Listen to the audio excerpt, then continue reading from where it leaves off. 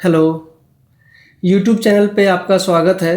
हम आपके बीच में एक और इन्फॉर्मेटिव वीडियो लेके आए हैं। जब हम एसी का काम करते हैं, तो एसी में क्या-क्या चीज़ ज़रूरत होता है, मटेरियल क्या चाहिए, टूल्स क्या चाहिए, किन-किन बातों का ध्यान रखना चाहिए। इवन बहुत सारे भाई लोग हैं जो चाहते हैं कि एसी में हम काम करें किसी साइट पे या किसी दुकान पे, तो जाते साथ डायरेक्टली वो लोग दुकान पे काम करने से इनकार करवा देते हैं कि अगर आपको नॉलेज नहीं है तो वो रखते नहीं हैं।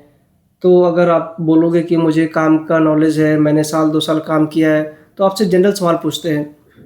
तो उसके बारे में मैं बताऊँगा कि क्या कैसे करना है। सबसे पहले तो आप देखो कि बेसिक्स क्वेश्चन हमारा इंची टेप ही होता है, जिसको हम लोग मेजरमेंट टेप बोलते हैं, जो हमारा 3 मीटर और 10 फीट का है। इवन 3 मीटर बोलिए या 10 फीट बोलिए, दोनों सेम होते हैं। तो इसका क्या काम है, जब भी आप विंडो एसी लगाओगे, तो विंडो एसी का एक साइज़ होता है, उसकी कुछ हमारी चौड़ाई होगी, कुछ हमारी हाइट होगी, और आपको किसी जगह पे विंडो एसी लगाना है तो उतना स्पेस है या नहीं है, या हमारा जो साइज़ है एसी के आउटर कवर का, उसका क्या साइज़ है, उसको मापने के लिए हम इस टूल्स जिसको बोलते हैं इंची टेप, उसका इस्तेमाल करेंगे। इवन आपको स्प्लिट एसी 7 फीट पे टांगना है, तो 7 फीट पे मार्किंग करने के लिए हमारा फ्लोर लेवल से आपको मेजरमेंट कंपलसरी है। उसके बाद मेजरमेंट के बाद आप मार्किंग करने के लिए तो स्केल आप ले लीजिए या पेंसिल ले लीजिए। उसके बाद जब आप लेवल चेक करेंगे, तो लेवल के लिए आपको स्प्लिट लेवल चाहिए होता है। तो ये स्प्लिट लेवल आप आपने दीवार पे आपको स्प्लिट एसी टांगनी है, तो आपको चाहिए ब्रैकेट, क्योंकि स्प्लिट एसी के साथ ब्रैकेट अटैच होके आता है। अभी आप ब्रैकेट को दीवार पे रखेंगे, फिर उसको मार्किंग करेंगे, तो मार्किंग करने से पहले हमें उसका लेवल देखना पड़ता है। अगर वो ज़्यादा इंक्लाइंड हो गया हो, तो सारा जो ड्रेनेज का पानी है वो आपका रूम में गिरने लगेगा। तो इसके लिए जब भी हम स्प्लिट एसी लगाएं, तो ध्यान रखें कि एसी हमारा बिल्कुल 0 लेवल पे है। तो ये इस टूल्स की मदद से हम लोग काम करते हैं, तो इसको हम लोग बोलते हैं स्प्लिट लेवल। ये इसको बोलते हैं पकड़। कि कभी कभी हम फ्लेयरिंग करते हैं या ब्रेजिंग करते हैं, तो चीज़ें गर्म हो जाता है, उसको पकड़ना पड़ता है, या कहीं से कुछ भी होल्ड करना है, तो इसको पकड़ बोलते हैं। ये हमारा फाइल है। एक्चुअली फ़ाइल में बहुत तरह के फ़ाइल होते हैं, फ्लैट फ़ाइल, फिर राउंड फ़ाइल, हाफ राउंड। तो ये हमारा टोटली दोनों साइड से फ्लैट फ़ाइल है। फ़ाइल का क्या काम है कि जब आप फ्लेयरिंग करेंगे, तो टोटली फ्लेयरिंग करते समय में क्या होता है, पाइप क्वार्टर का पाइप बिल्कुल कमज़ोर होता है। आप थोड़ा ज़ोर से फ्लेयरिंग करेंगे तो वो बीच से क्रैक कर जाएगा। तो फ्लेयरिंग करने से पहले हम क्या करते हैं, इस फाइल से थोड़ा उसके ऊपर में घिसाई करते हैं, ताकि जो उसका बेस है वो मजबूत हो जाए। तो इसको फाइल बोलते हैं। ये आप देखिए, ये दो चीज़ें और भी हैं। ये हमारा है स्प्रिंग बेंडर। तो इसका क्या काम है स्प्रिंग बेंडर का एसी में? जनरली हम लोग जानते हैं कि बिजली में तो पाइप को बेंड कर सकते हैं, बट एसी में भी हमारे पास पाइप का इस्तेमाल होता है, जिसको हम लोग कॉपर पाइप बोलते हैं। तो कॉपर पाइप बेंड करने के लिए आपको ये टूल्स चाहिए, जिसको बोलते हैं स्प्रिंग बेंडर। तो अलग अलग साइज़ के कॉपर पाइप आते हैं, उसके लिए अलग अलग हमारा ये साइज़ भी अलग होता है, हो जाएगा। हाफ के लिए अलग, क्वार्टर के लिए अलग, 3/8 के लिए अलग। ये है स्क्रू ड्राइवर। जनरली नॉर्मल हम स्क्रू इससे टाइट करेंगे। इसको बोलते हैं एडजस्टेबल रेंज। नॉर्मली हम लोग इसको सिलाई रेंज के भी नाम से जानते हैं, बट बाहर जाएंगे तो सिलाई रेंज बहुत लोग समझते भी नहीं है। तो टोटली हम इसको बोलते हैं एडजस्टेबल, क्योंकि इसको हम एडजस्ट करके आगे पीछे करके नट को टाइट भी कर सकते हैं और खोल भी सकते हैं। तो इसका प्रयोग कब करेंगे? जब आप फ्लेयरिंग नट को चढ़ाएंगे इस वाले पे, तो आपको या दो नट को आपको चढ़ाएंगे तो एक साइड से क्या करना पड़ता है, इसको होल्ड करना पड़ता है कि दूसरा वो स्लिप ना हो और उसके मजबूती बने।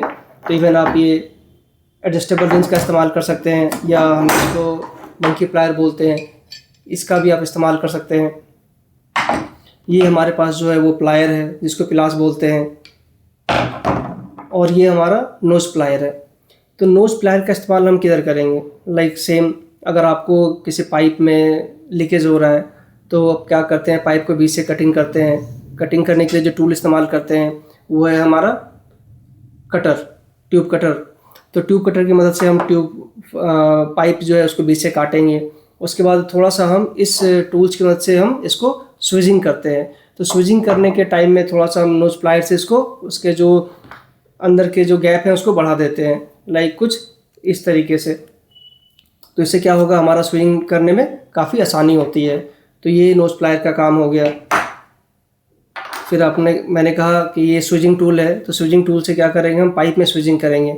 जब हम पाइप में स्विचिंग करते हैं तो जो पाइप का साइज़ है एक साइड वो थोड़ा सा बढ़ जाता है और पाइप एक दूसरे के अंदर चले जाता है। फिर हम उसमें ब्रेजिंग करेंगे।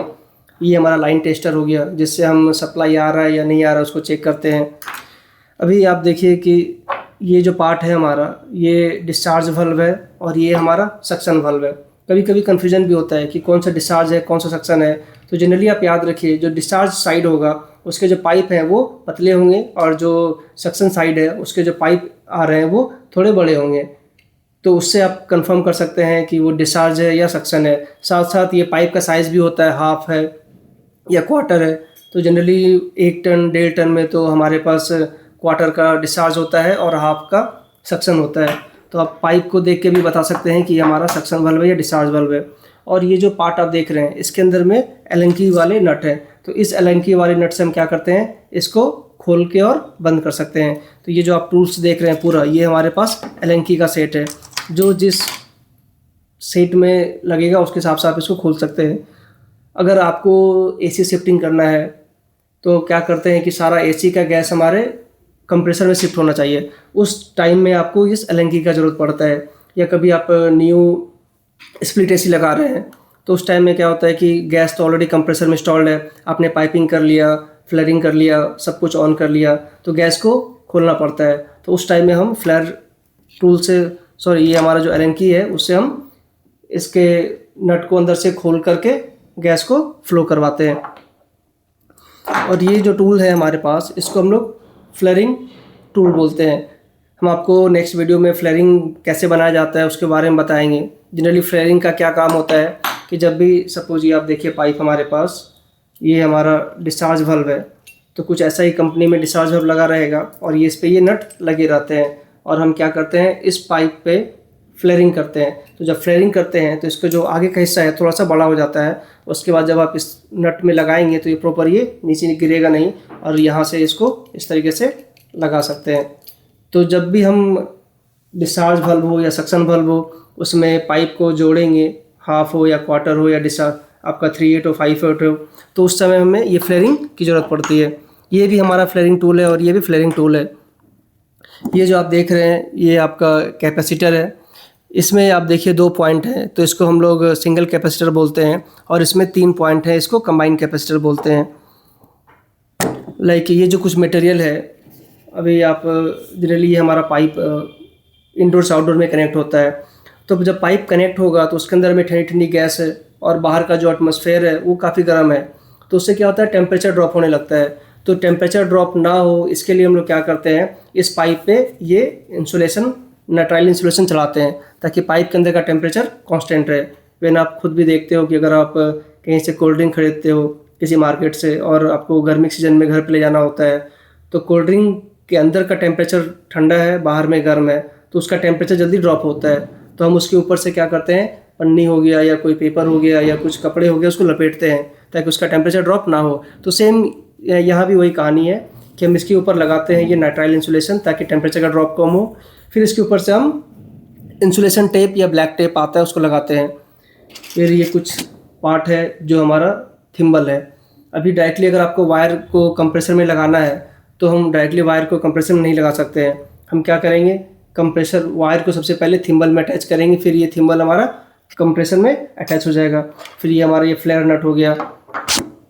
अभी आप ये देखिए, जब भी आप ब्रेजिंग करेंगे तो ये ब्रेजिंग का हमारा सिलेंडर हो गया। जनरली ये ब्यूटेन गैस है।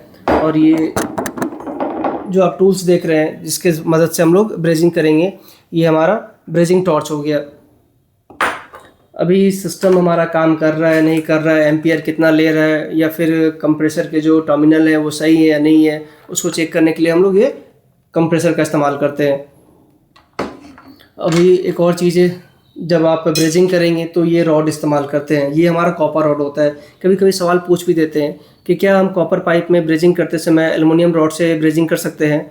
तो आपको सीधा कहना है सर नहीं। अगर आप कॉपर पाइप पे ब्रेजिंग कर रहे हैं तो आपको प्रॉपर कॉपर का रॉड ही चाहिए। अब ये हमारे पास जो देख रहे हैं इसमें अलग अलग साइज़ के पाइप हैं। एक हाफ है, क्वार्टर है, फिर 3/8 है, 5/8 है। तो अलग अलग एसी में ज़रूरत के हिसाब से अलग अलग पाइप का इस्तेमाल किया जाता है। ये हमारा चार्जिंग कनेक्टर है।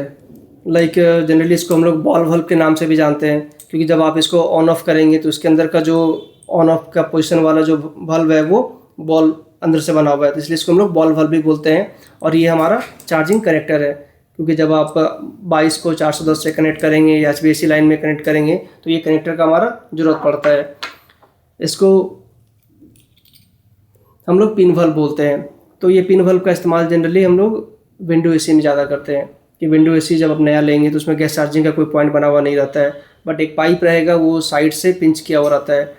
तो जब आपको पुराना है हो जाए आपका विंडो एसी, फिर आपको उसमें गैस चार्ज करनी पड़े, तो जहाँ से वो पिंच किया हुआ है उस जगह से क्या करते हैं, उसको कटिंग करते हैं ट्यूब कटर से, और फिर थोड़ा सा स्विचिंग करके इसको डाल देते हैं ताकि हम यहाँ से गैस चार्ज कर सके। और फिर ये इसके ऊपर से हम नट लगा देते हैं ताकि लीकेज ना हो। फिर ये आपको बताया मैंने कि हमारा डिस्चार्ज वल्व है और ये सक्शन वल्व है। अब ये देखिए कि जो पार्ट है इसको बोलते हैं कंपाउंड गेज या मैनिफोल्ड गेज मीटर बोलते हैं। एक ब्लू है और एक रेड है। तो जो ब्लू वाला पार्ट है वो हमारा लो प्रेशर है, और ये जो रेड वाला है वो हमारा हाई प्रेशर है। और जो ये टर्म आप देख रहे हैं रेड और ब्लू, अगर आपको रेड वाला इस्तेमाल करना है तो ब्लू वाले को पूरा बंद करना पड़ेगा, और अगर आपको ब्लू वाले को यूज़ करना है तो रेड वाले को बंद करना पड़ेगा। मतलब एक बार में कोई एक सिस्टम आप इस्तेमाल कर सकते हैं। बाकी ये जो 3 इसमें पाइप हैं, एक सीधा आपको मीटर से कनेक्ट किया गया है, एक बीच वाला है जो आपके सिलेंडर में लगेगा, गैस सिलेंडर में, या अगर आपको वैक्यूम करना है तो वहाँ पे लगेगा, और ये वाला सेम आपका मीटर से जो कंप्रेसर में लगेगा। बाकी इसके जो रीडिंग है, मेजरमेंट हो रहे हैं, वो PSI में है या किसी में बार में भी होता है, तो वो डिपेंड करता है कि आप कौन सा मीटर इस्तेमाल कर रहे हैं। उसके बाद मीटर में जो हम ये पाइप इस्तेमाल करते हैं इसको हॉस पाइप भी बोला जाता है। फिर गैस चार्जिंग करने के लिए हमें एक चार्जिंग सिलेंडर चाहिए होता है। इस चार्जिंग सिलेंडर से क्या करेंगे, हमें किसी भी कंप्रेसर में गैस को इंस्टॉल करेंगे। अगर आपको कंप्रेसर में गैस डालनी है तो ये सिलेंडर पे गैस भरे हुए होते हैं। वेट के हिसाब से आपको कितना गैस डालना है, 1 kg 2 kg, तो आप सिलेंडर में गैस डाल करके साइड पे जाइए, और कंपाउंड गेज और ये जो आपके पास हॉस पाइप है उसकी मदद से आप गैस चार्जिंग कर सकते हैं। कुछ चीज़ें और भी है कि लाइक इसमें कौन सा गैस है कैसे पता करेंगे, तो हमने एक वीडियो में आपको बताया भी था कि इस कंप्रेसर में हम अगर स्टैंडिंग प्रेशर चेक करते हैं तो उससे हम पता कर पाते हैं कि हमारा ये कौन सा गैस है। जनरली अभी आप ये खुद सिलेंडर देखिए, इस पर कहीं कुछ भी लिखा हुआ नहीं है कि इसमें कौन सा गैस है। अगर आप गैस चार्जिंग करके ले आते हैं और आपको आइडिया नहीं है कि इसमें कौन सा गैस है पहले से, तो सीधा सीधा है कि आप इस मीटर से आप कंप्रेसर मीटर से आप सीधा सिलेंडर में हॉस पाइप लगा करके चेक कर लीजिए कि इसके अंदर में कितना प्रेशर आ रहा है। अगर प्रेशर स्टैंडिंग प्रेशर अगर आपका बता रहा है सही सही, तो आप वहाँ से कंफर्म कर लेंगे कि वो आपका R22 है, 32 है या 410 है। ये कुछ चीज़ें हैं जो जनरली आप कभी भी विंडो या स्प्लिट एसी में नहीं देखेंगे, क्योंकि जो हमारा टर्म है वो VRV का है।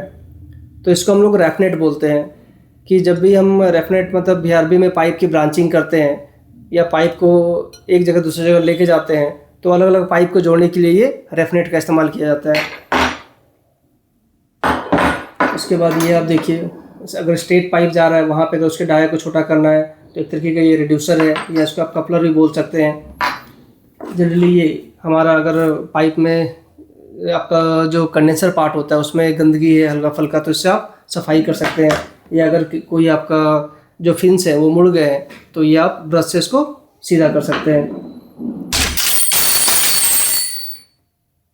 पास जो हमने आपको बताया कि किसका क्या नाम है, कहाँ पे काम करते हैं, इसके अलावा भी अगर आपको कोई डाउट हो तो आप बेशक मेरे से पूछ सकते हैं। आई होप आपको चीज़ें समझ में आई हो। और लाइक अभी आपको अगली वीडियो में बताएंगे कि गैस चार्जिंग कैसे करेंगे, फ्लेयरिंग कैसे बनाते हैं, या फिर आप ब्रेजिंग करते हैं तो कैसे करेंगे, अगर आपस में पाइप को जोड़ना है तो स्विचिंग कैसे किया जाता है। तो आप जुड़े रहिए हमारे पास, नेक्स्ट वीडियो में मिलते हैं आपसे।